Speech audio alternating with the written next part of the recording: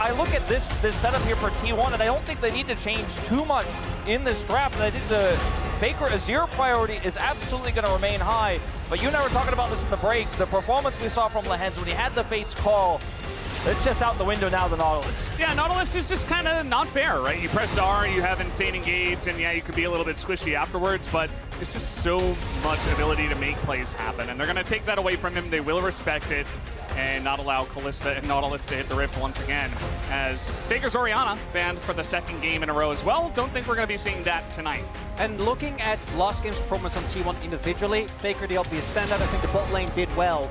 But Owner, I think, was better than his KDA showed, because he did have a lot of really good moments in that game. A couple of his smite steals, deny objectives, the way he used the Maokai. But Zeus really did have a rough one. I think was a little bit too trigger happy on the flank angles, which ended up backfiring multiple times as the Kalista gets locked in. Guys, place your bets. Is it going top, AD carry, or support? Where's the God, Kalista I don't going? know. Is it mid? I'm betting on Guma, and I think that it's been one of his biggest picks, obviously, throughout the year. The Varus, the Kalista, the Lucian, right? Those are the three, outside of the Senna, that I think will be permanently banned in this series. We have seen a lot of teams, especially, teams like GENG, like Han, be confident to leave the Kalista up and answer with the Varus. And it took them a while to lock it in, but FaZe will respond once again with said Varus here. The Rel often comes through in response to this, and this is a flex pick, can be played jungle, can be played support. They'll likely be going in the support role, I think, in this matchup today. And will they go for the Renata is the big question here for me. It's a triple threat, this Rel, because it also denies it to Owner. So, and now T1 are flexing, because I think ideally you'd want to go for the Renata, as you point out, on the side of Varus as well. Takes away a lot of the threat of the Kalista all lane, but into the Nico, you're not going to be able to do so. We'll see if Lehens, ever the counter picker, has something ready, because if you don't lock it in here, you might get in trouble when more gets banned out. Yeah, they're not going to use it as a flex as they often do, because the Azir is just so high prio here. I think trying to play something like a Nico Nocturne is just not going to work against a team like GENG. Then the Aurelion Soul comes out for Chovy. He's played it once in the playoffs. And this is a pick I expected to see from Faker moving into lower bracket finals and then the finals today. He didn't show it to us. He's not yet played it. And it's a pick that has risen really quickly to the top of the meta. It's very strong scaling pick, insane late game opportunities with this one. If you thought Paze had a bad time playing into Poppy last time, wait till you see Yuma try to play Kalista into an ASO late game. You genuinely don't get to play the game. The Rylai's application is insane, and there is so much zone control that you never get to walk up and auto at any given point. And if you put an equalizer on top of that E that comes down from the dragon, everybody dies. I really do appreciate the Rumble ban. Yeah. Even though it's a ton of magic damage here, it's also still the flexibility of playing Rumble with this bottom lane. I don't know if you really want to run that one into the Nico, but it is a possibility they will not allow. The Vi does get taken away here from Owner as well. The Lee Sin, it was talked about in the Trash Talk interview before this series, hasn't really been a mainstay here in playoffs, but they're dwindling his champion pool here very significantly, and he's not the one to flex the Nico into this role either. I think that one is definitely going support. Yeah, that definitely seems like what is going to happen, but still has the flexibility available. T1 thinking about their last ban here, and just trying to decide what they want to take away from the side of GENG. Obviously, that Rel can still be flexed into the jungle, so no jungle ban's going to come out here. And the Jace will be denied this time immediately. The Annie gets locked in. And that's got to be in the support role, you would imagine. It's got to be. With the Aurelion Soul in the map, like... There's just no way you could play Aurelion Soul in any other position than mid right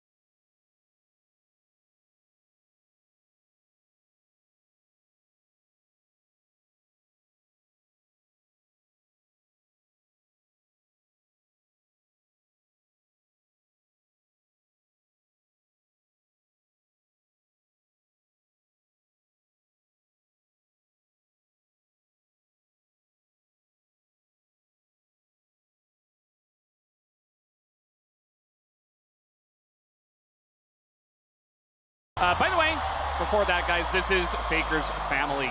And his grandmother as well in the center. Comes to every final. We see her on camera pretty much every time, guaranteed. Absolutely. Star in her own right. As they'll be cheering on T1's attempts to try to come back in the series, only down 1-0, but GENG looking incredibly strong in that first one, and now coming out with a pretty fun Annie support pick, and we'll see how that works for them as we are ready, guys, to hop into the rift for game number 2.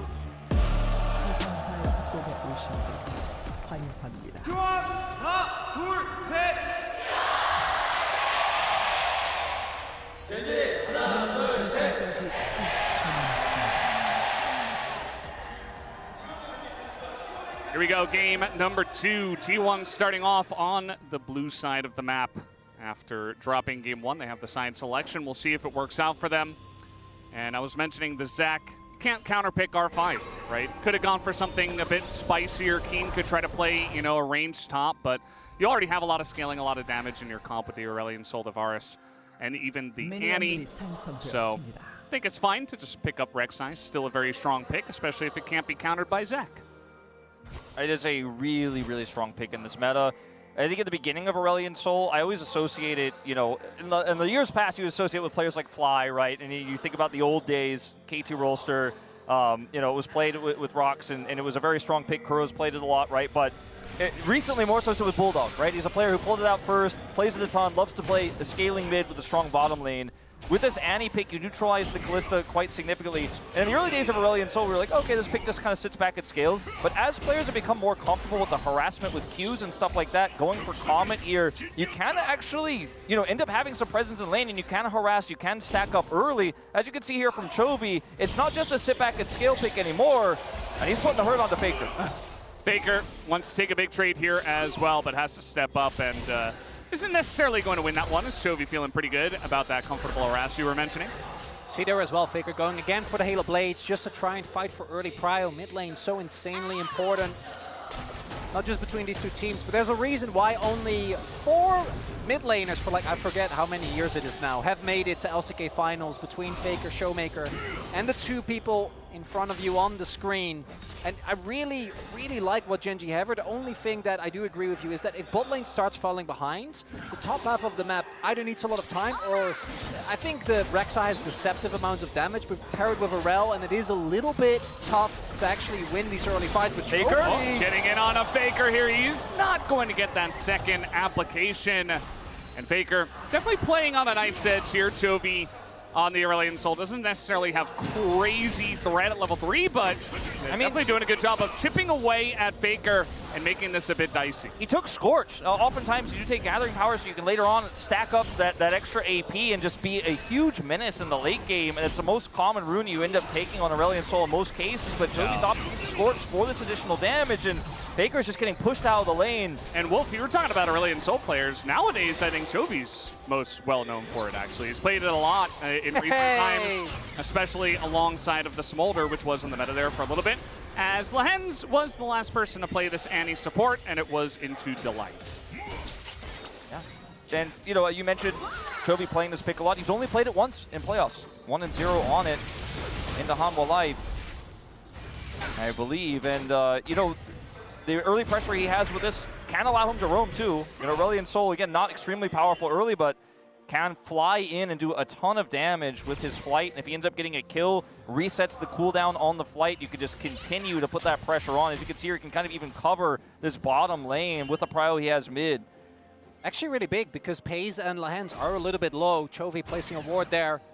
Doesn't have vision of the top half of the brush though.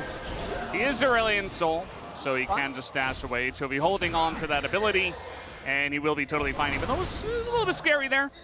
Xin Zhao, we know what he is capable of. And now, on a little bit of a gank path, is Canyon, the flash forward. Guma immediately going to try to cleanse it down. Will go Lehens as the trade back here flashed away from that one by Guma, but it's not quite going to be enough as now Canyon continuing on the chase here. Keria just looking for another route to come down. Will be matched by the stun, as now the charge on forward. Paze really would love to take this kill. I'm not sure if he's going to be able to. We'll have to see if Canyon can still get the kill as well. And yeah, he's just going to walk this one out.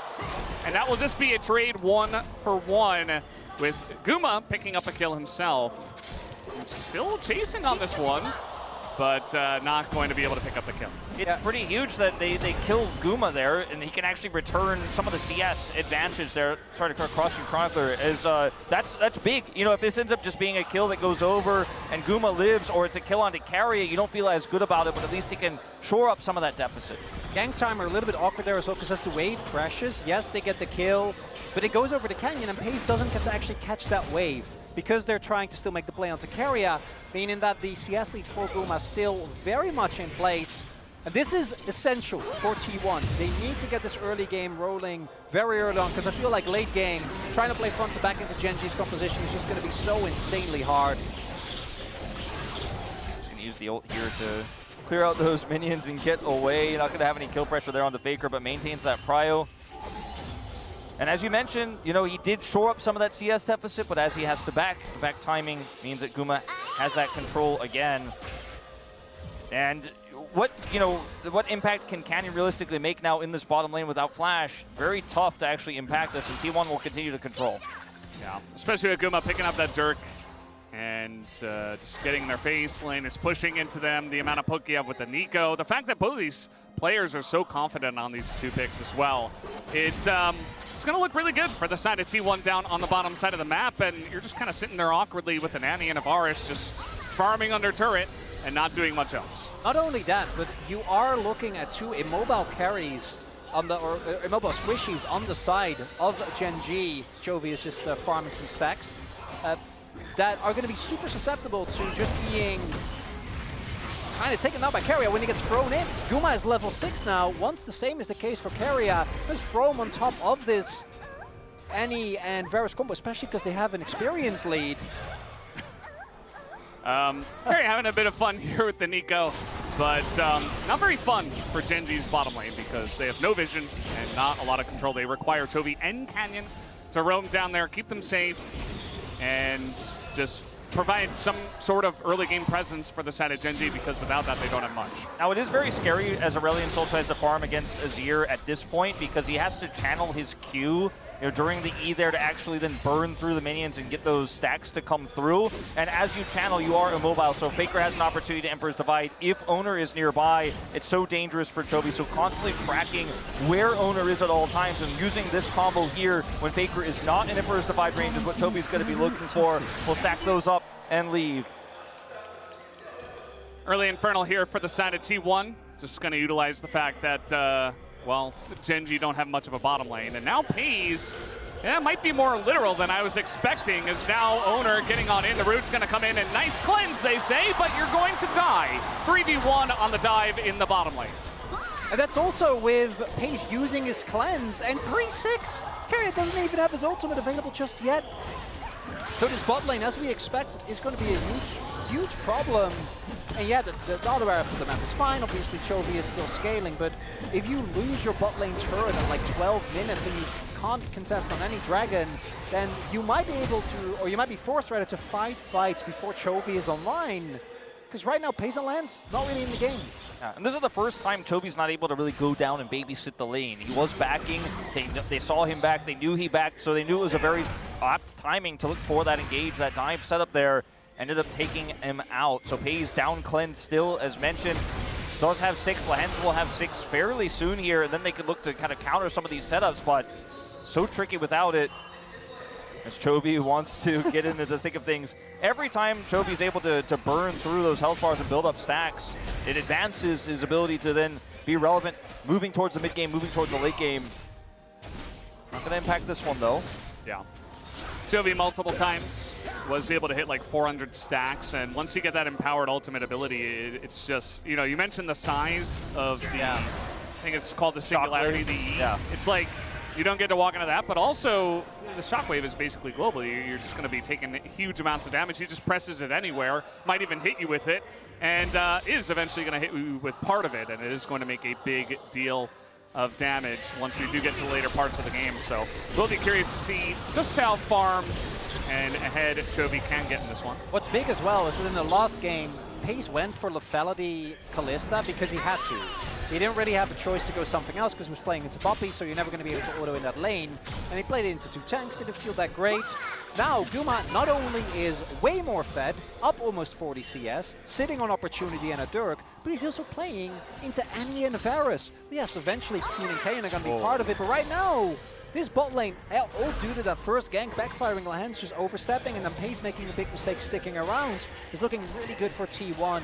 And with their objective control as good as it was in the last game, I think that you're going to find like one dragon or like one good Herald fight to at least slow T1 down a little bit. And Keen, he is really enjoying the lack of tension towards the top side of the map. Yeah, he'll take an extra turret shot. Does not mind. We'll just heal right through it. And okay, here's an opportunity here for a bit of a bait from Faker. Yeah. Not going to commit. Doesn't look like either side really wants to fight this one just yet. Especially with some missed abilities, but definitely the story of the game so far isn't really the fact that Rek'Sai is ahead 20 CS. It's that Guma has the most farm in the game, and he is getting incredibly far ahead. He doesn't care about turrets, about the game, about anything except grasp stacking and getting turret plays. Grasp stack, plate, rotate. Go around. Grasp Easy, stack, plate, simple rotate. game plan. 3 steps to success. And Keen has been, unfortunately, pretty notorious for messing up best of 5s, right? Has choked several of them. You know, we talk about the Worlds. We don't like to, with the Freaka coming through there, not having the best time. Obviously, KT, anyone? Yeah, any KT roasters, Summer, lower bracket finals. I don't best remember. of 5. What about upper bracket finals? What about upper bracket finals? Another question mark. Question mark in terms of the pick of opponent that we did see. But, you know, so far in this second game here, the gameplay is simple, the gameplay is easy, and he's going to be a big tank later on. The Aurelion Soul is going to be a big damage threat. I think the question is, how much can T1 do with this lead? And how many of those dragons can they deny? Because one dragon means 5 minutes of stacking, as you were saying, Chronicler, for this Aurelion Soul.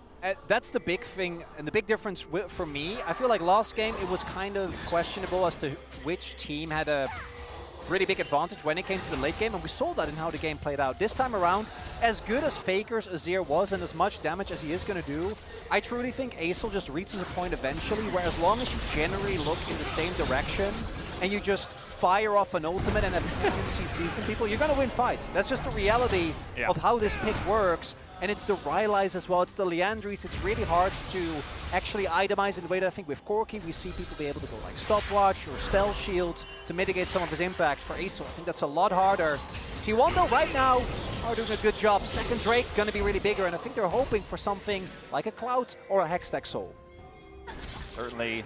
Lehens. Oh, a little play here. Lehens is going to get the stun off, but now he's just on the run as Fate's Call is going to be used to try to get on top of him. Lehens will flash away, of course, to try to survive, and now that Rylai is really doing a number here to Faker, who has to flash away himself. Big Goal is going to come up from Jovi, picks up the kill, but now might be traded back. Yes, you will. Owner going to pick up that one, and now T1 on the chase. They get the knock up here on the Keen, who is going 1v4.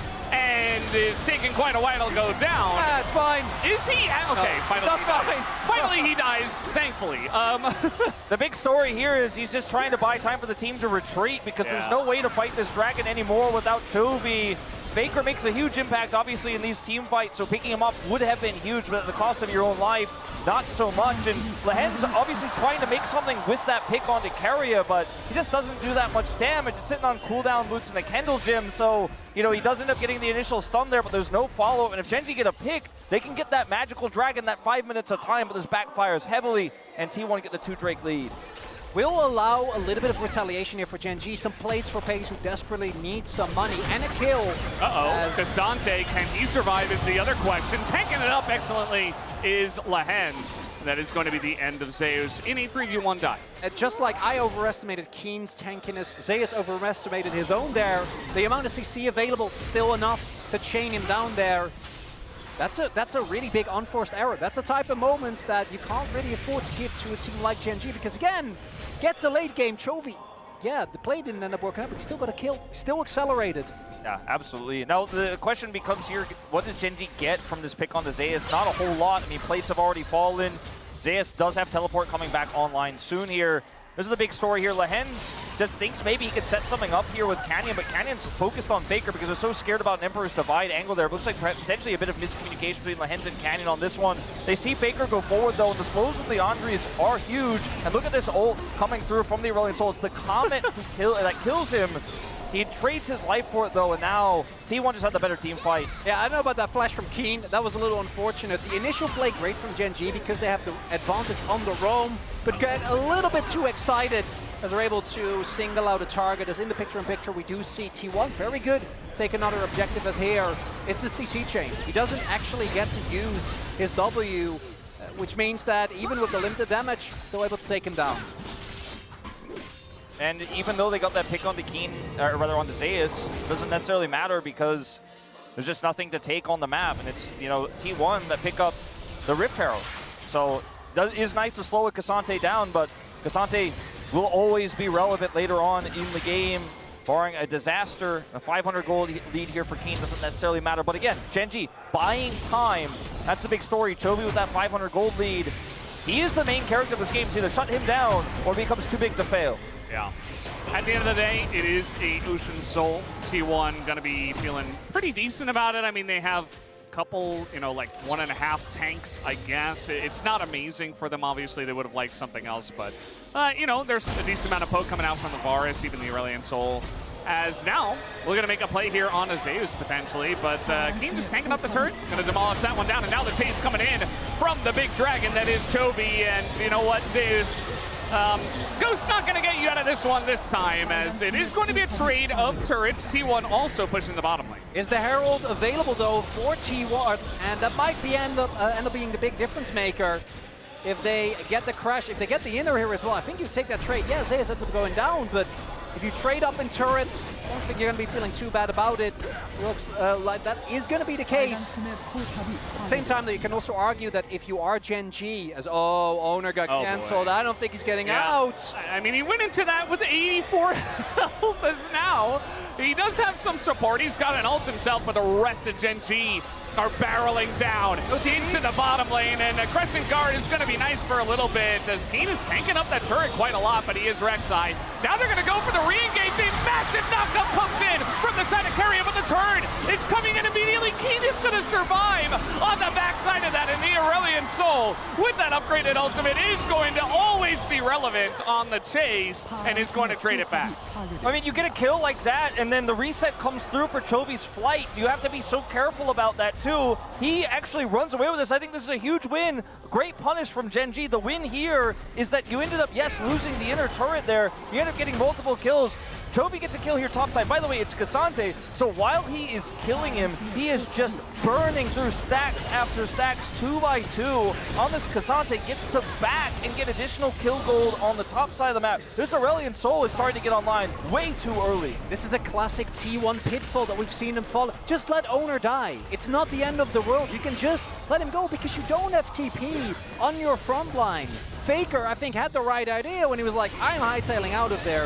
It's not the best of trades, but it's not the end of the world. But by doubling down, look, I think Faker's out. Guma and Carrier going in here because they think they can turn the fight is a bold call if it ends up working out, and they feel confident because Guma is fed. But with out of front line, like, you're going to get blown up in seconds. I mean, they killed Danny. That's it. Yeah. And that's all they got. And Chovy got a double kill, insanely scaled, a bunch of stacks, and GENG now have control of the map. So now they can even fight for a Drake and delay this Aurelion Sol scaling even more. Fate's calls back up, Carrier's ult's back up. How about just another fight here as Carrier is just going to be okay. The TP is coming in. Keen trying to get out of this one. Trying to extend this onto the Rek'Sai, though, is not going to work out. And the Fate's call saves Carrier, but a lot used to try to keep them around. And, you know, again, they just force out 2 key ultimates. The Fate's call, gone. Carrier's ultimate here, the Pop Blossom, gone. Chovy sitting on his, and he is just such a menace. Does have that Blighted Jewel picked up as well. So much damage on this Aurelion Sol. Here's the TP from Keen. This is going to be that 5 minutes of time they finally buy here. 1 dragon is all they needed to get this Aurelion Sol to the late game, but he's almost already there. I mean, he's looking for that 3rd item Crypt Bloom here pretty soon. Just 233 stacks. As, yeah, he's just having some fun. I mean, he's already on like 250 stacks, and we're 19 minutes into the game. Yeah, he's 4-1, guys. That's not great if you're T1. And you know what? You know what's got to build him out here? It's a classic. We've seen it before, the T1 Baron. You got to start dropping some of these objectives. You got to catch Genji off guard, because if Genji just gets to, again, kind of default back into their normal playstyles, I'm not even going to stop talking because it's Rek'Sai. We all know that that's not going to happen. Yeah, no, I think you're right, Chronicler. I mean, if they don't take a fight early here with this next Pop Blossom Fate's Call setup, I mean, this game just becomes so easy for Genji to play out because, yeah, they're 1,000 gold ahead, but this Aurelion Soul feels like 4,000 gold worth of advantages in one champion by itself with what it's going to be able to do here. Yes, Keen tanks a lot of damage, back to your point a moment ago, Chronicler. It was never going to die there. But T1 haven't been playing around the lead they gave Guma. Also the most damage still. Okay, that's not cool. Okay, that part we're like, okay, that shouldn't be. That's he is fighting Cassante. Yeah, that's. Any Sunfire enjoyers on the desk? One highlight as well is that a lot of the gold of T1 is on Guma, who finally, it's the monkey spot. He gets to be the main character. He's playing a Fed Kalista. He's playing Lethality into, at least on the bottom half of the map, Thomas Fishes gets a big lead. And then now he's going to be stuck playing Kalista into a monster Fed Azul. It's not going to feel great. It's not, and I feel like fighting these skirmishes and trying to cross-map, Genji caught them with their pants down a little bit. They're punished really hard on the bottom side, push to inner. And if they had just played around objectives, they just held off, grouped, let Owner die, regroup, and then fight that dragon fight with a Pop Blossom with vision control, could be a different story here. So that's just to grab the edge of Night. Good call here from Keria to trade that cooldown here. Maybe there's an opportunity. But Guma's advantage, I feel, have all but fallen apart here. They've been completely wasted, squandered by T1. Do want to say T1 still have a ton of backline threat. If Chovy mispositions, if they get a big wombo combo, there is still a lot possible. It's not like this team fight, this composition can't fight the front to back. Keria does have teal. Also want to highlight that Faker interrupted on the dash, and the whole team, the entire team is coming on up. TP now as Rek'Sai ultimate going to be used. Faker not going to be able to sweep him away. And Zeus desperate to save him, but it's not going to help as Pace is just dead on the right side. Just going to go down essentially for free as Keria and Guma do Fates call him to death. And now Zeus on the chase and the flash on in from Keria. They're trying to take out Toby, and they will be able to. Guma finally able to frontline, and it's a winning fight here for T1 as they take out 3. That's what we were talking about. If they can get us up a trophy, if they can take out the dragon, they can make the turnaround. And normally when Faker seems to get caught, reinforcements are there earlier, but there is one man that can stop this. This is a Rel with Flash. You can't let him near the pit, T1. I think he might be on the upper part. There he is. Yeah, they're going to try their best to keep him out, but at the end of the day, Zeus doesn't have all out. They just need to turn onto him, otherwise. Flash as well. Yeah, I mean, he is going to be rooted up as now he's not going to be able to get into the pit as, yeah, pushed away here by Keria and is super low. And one last try maybe is now Navarez tries to steal that one away. It's not going to happen, and T1 will take down a very early Baron. That's Smite timing, a little bit suspect as well. They had a little bit of extra control. I guess they weren't worried, but man, if he was able to get in there, he could have to Smite better than that. As this time, it's not T1 collapsing and hard forcing a fight with their disadvantage. This time, Faker, goodbye time with Sundisk here, and as Genji rotate over, it's Paze who's caught, and if Paze doesn't get caught, maybe he can come up and help Genji win this upper part of the fight. Zeus is tanky enough to absorb this pressure, and Chovy already used his ultimate. Doesn't really have any peel here outside of Rylai's. Keria sets up both plays, first with a Fate's Call here, and then with a big Pop Blossom. And look at Guma, free firing through Genji. These are the fights that T1 need to hard force. Another good punish. And here, Kenya not able to make it over. That was always going to be a Hail Mary. Pace, I think, saw Keria, knew he was dead. Maybe if you make it over to the other end of the wall, flash over there, you can make it. But it's the fact that actually not only did Logan Chovy, but Guma, the most member, gets to actually hit him with a spear. And as soon as the Lethality Kalista just gets onto the back line, even just one Q can be the difference maker. And now T1, this is the lead they were looking for. Yeah, they're going to be feeling pretty good about their spot now of 5,000 gold in this game. Toby does have the empowered ultimate here. Yeah. Yep. And so much damage already done in the neutral. look at how much he can do just over this wall, unpunished. Yeah, T1 are struggling to really force something here, and they're getting awkwardly poked out by the Lethality Varus and, of course, the Aurelion Soul. It's kind of the main character in this game. And that's just a Fury tool. Nice for Keen. More health. Mid-tier 1's going to go down. Guma not in position here on this Drake, though. He does have Faker, and they're continuing to push. It is, after all, just a singular Ocean Drake that GENG are making a play for. And now T1 on the flank coming around from the top side. Let's see if this does work out for them. Such a scary moment here for GENG getting wrapped around like this. Pushed backs against the wall. They have the vision with the Rex sign. Keen just staying burrowed, saying, okay, they're trying to flank. He's going to take out that blast cone. A rare engaged cone as now GENG sticking around here. Bounties are up. And they have the Rel, I mean, with the Redemption coming in as well. Now the engage is going to be denied as we do have a massive ultimate coming down. And now the engage comes in from the side of GENG. Guma not able to play the game this time around. Keria also going down. And Owner is left alone. Faker also on the run. As Owner desperate to try to take out FaZe. It's not going to happen. It's a quadra kill for the side of Chovy. Normally you can trust T1 when it comes to these Red Bull Baron power plays, but this one is a disaster! As instead of using the pushing power, they opt into a fight against Chovy with his ult up. And they opt into this fight when they don't have the range to fight neutral against the poke of the Aurelion Soul, the poke of the Varus, and they're not decisive with the calls. They do the long wraparound. Oh boy. But GENG handle it so well. 3,000 gold, the advantage now is Chovy. 9 kills on Aurelion Soul. And you can see the poke war comes through here, and T1 decide the redemption is going to be the go button. As you see Zayas come through, carry his Pop Blossom, a complete whip, and Chovy says, nice redemption. I see that circle on the ground. I'll give you one back as he tosses the ultimate in, and no one can retreat. It's a global slow across all of T1, and he just rips them apart. Another big thing is that Keen completely zones out Faker. He has been the big teamfight carry for this roster. We saw it last time around as well.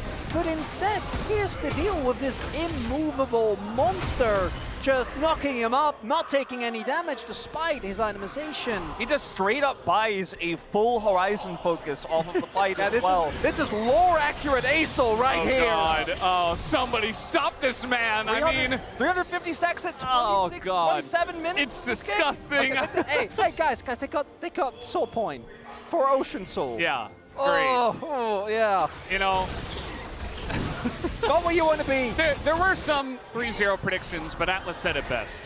Chovy. We're not there yet. We're not there yet. It's not over. It's not over. I'm just saying, you know, like game 1 as well, and now he's got 9 kills on Aurelion Soul. Like this guy just warps every game he plays in. It's not fair. And it's just such a Chovy champion. All you want to do is get CS and then carry team fights. And look at his damage dealt here. Already 25,000 here at 27.5 minutes. And you know, when we mentioned the Aurelion Soul in the draft, we spent the entire early game talking about this pick because it is a pick that if played correctly, it gets advantages and shuts down this insanely early game focus comp from T1. The Cassante doesn't matter. The Xin Zhao tankiness doesn't matter. You will just get burned down every single chance Chovy gets. And he's not even afraid of you. He can fly away, he can fly in and get dash reset. Oh no! And now he's got, with those next stacks, another empowered ultimate. And T1, they won't be able to match this. A super strong pick that may need to look in future drafts for this best of 5. Unless Faker can play it, which he hasn't, which is a big question we had going into this playoff series yesterday and today. And look at him just, he's like, more stacks. Yeah, they're just feeding him everything. I mean, you might as well at this point. Like, FaZe, he knows he's not the main character. He's doing his job already. He's Lethality Varus. He's going to get some poke in. He doesn't necessarily need to farm as much, I guess. He presses R. Yeah. You know, he'll throw an arrow, maybe an empower. He tries to stop Zeus's TP one time. That was good. I also, Yeah. I've seen it already in multiple fights, but I also love Lahens going for the redemption. Something that's normally on any, you see more the Zazak style build. I think particularly in pro play, all the value you're going to get is the CC anyway. You're not really expected to get fed, and in a game like this you shouldn't. So getting a ton of healing and slowing value, as if the Rylai's ASOL wasn't enough, is really going to make the fights a lot harder to play out. Oh boy. Here he comes. Just trying to get away from this guy, I guess. Keen also knows he can always stick his head right in there, like right into the back line, has no fear of dying. There's bounties up, and GENG is the one in control of the map. What? What's happening? Wait, that's not allowed. How is that even? I mean, the gold lead is still down T1. Yeah, they're down 3,000. And they have 3 Drakes to 1. I mean, Chovy is that one guy you hate to see when he's on the other team. It's the solo queue mid laner. Why does he have 9 kills? Why is he so fast? Baker trying to get an angle. Let's see if he can do it. He's going to try to get on Paze, and he will take out the Varus once again. That is not the Aurelion Soul, and the counter engage comes in. They take out the Kalista, as Baker's still alive here, and on the front line, the GENG is going down. Redemption for Canyon, and Keen in the front line trying to take it up. Toby puts a giant heat on everybody here in the front line. It's such a close fight, as both teams have only lost 1 member so far. Keen still on the chase, but now the Azir turret will stop this fight. Key thing here is that Paze, as pointed out, he's not the main character. I don't even think he's in this part of the book. He doesn't matter at all, gets taken down. But as long as Chovy is alive, they're going Baron. They have to. They're saying, okay, yeah, take the Ocean Drake, sure, we don't care. Now, there's no teleport here for either of the soul laners, but Keen is going to be able to suss this out. Yeah. And they should be able to rush over. Nobody's going to be able to fly. He doesn't have teleport, but he gets so quick. And Keen, he doesn't have his ult. He doesn't care with 3 people. Yeah, Keen can't do anything, and Chovy can't get here in time. Doesn't have his ult. That's a Baron over to the side of T1. And now, on the chase, thinking about it, Paze is here. He's trying to enter the storyline. He wants to be a character in this game, but now the ult is going to come down from the Aurelion Soul, and the Crescent Guard is doing so great. Chovy is going to finally be taken out, and Faker gets the shutdown as well. So much gold for them. And that might be what T1 needed. They have the Baron and the biggest source of wave clear, and damage is dead. 45 seconds. 30 minutes into this game, T1 may have done it with this flank from Baker. From our vision that we saw from the observers, it looked like GENG could absolutely stick around and fight that. Chovy uses his ult as well, won't have that on respawn if he respawns here in 30 seconds. They're going to try to go for this one. And now they're throwing in Carrier. They're looking for the angles. The Rek'Sai not tanky enough. And they're going to get the flash away from Lehens, but now only a cannon minion. 1 minion is going to stay alive. They're going to try to push in with this one. And Paze going to dodge it. The engage from Canyon to buy them a chance in game number 2, but I don't know if they're going to have it. Paze takes out 1, but it's 4 people against the Nexus, and they're just going to knock it down. T1 going to bring us a series tonight. They just clutch these, Valdez. They go to Baron. They've got the Baron damage, and they're going to get it done. It's only 3 members there of T1. Keen watches on as Chovy's not able to get there fast enough. Then they look for the subsequent fight. From our perspective there, with the vision toggle that we had, looks like, yeah, this might be an overextension. Chovy looks some of the burn damage, but it's Faker on the flank. And they shut them down and push down mid to end the game. A game that seemed surely lost with the Aurelion Soul. 9 kills for Chovy. The late game, we had reached it, but it wasn't enough. T1, come back with a vengeance. And the first 4 times T1 versus GENG was usually a little bit one-sided one way or another. I think the 5th one might be a little different if these first 2 games are any indication. What a great series so far, and it is not going to be one-sided. It is not going to be a stop. No 3-0, and that's already a huge win in my book. We've had so many here at the LCK since you and I have joined Chronicler, but T1 strike back, and the objective control and these really quick decisions from T1 did a number on Hanwha. GENG better to respond in game 1, but still lost a lot of control when T1 was able to take those Barons away. And then in this game, they straight up went off of that and Faker's follow-up.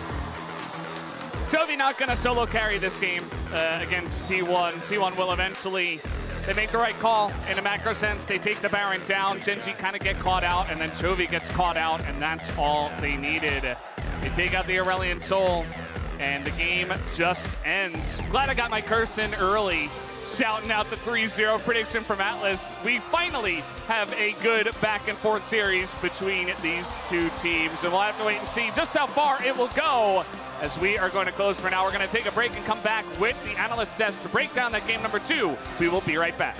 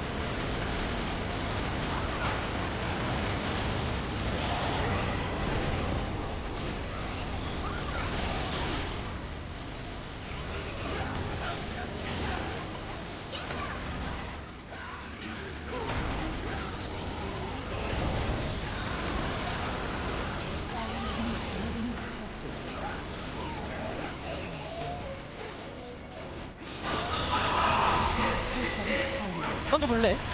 가볼게. 와줘. 렉사이. 렉세부터 봐야 돼, 렉세. 천천히 할만해 봐. 다음 웨이브 있어. 기다려봐. 다음 웨이브. 애니 노플. 기다려봐. 웨이브 지켜. 사이드 라인 보지 말고. 아웃 20초. 사이드 라인 보지 마. 빨리 하면 좋긴 하다. 아웃솔 나오기 전에. 애니 노플이다. 바루스 높을. 야, 레부터. 나 싸움 봐야 돼. 렐. 에이도. 애니. 노플. 아웃을 나오긴 하고 일단 넥서드. 야, 점 사야 돼. 점 사야 돼. 점사. 나이스. 나이스.